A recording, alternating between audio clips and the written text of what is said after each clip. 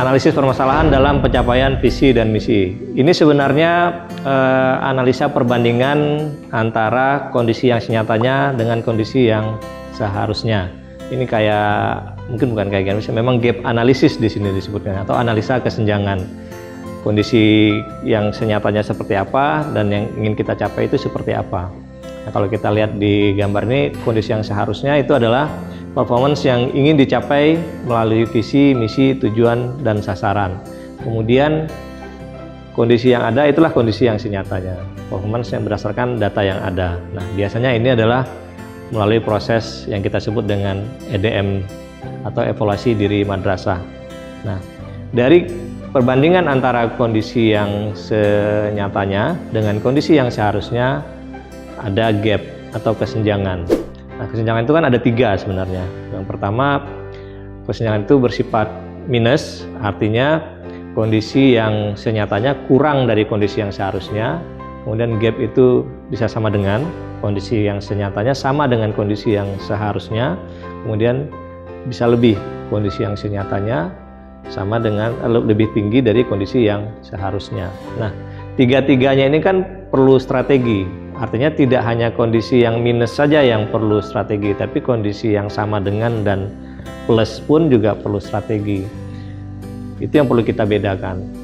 Ya, kondisi yang sama dengan lebih, strateginya apa? Strateginya adalah untuk mempertahankan kondisi yang sudah baik. Sementara untuk yang kondisi yang kurang, nah ini harus kita identifikasi apa permasalahan dan penyebabnya.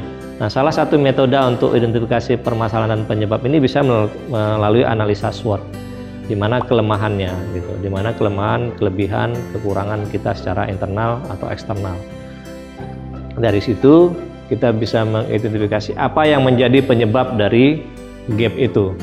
Kemudian dari identifikasi penyebab, barulah kita memunculkan program atau kegiatan apa yang harus kita lakukan untuk menghilangkan penyebab tadi, gitu. Jadi obatnya itu adalah di program dan kegiatan setelah kita mengidentifikasi penyebabnya. Bisa saja kondisinya sama, tapi penyebabnya berbeda antara satu madrasah yang satu dengan madrasah yang lain. Nah, itu kan memerlukan program kegiatan yang berbeda, jadi tidak bisa juga disamakan, gitu. Nah, itu yang perlu diidentifikasi oleh masing-masing madrasah.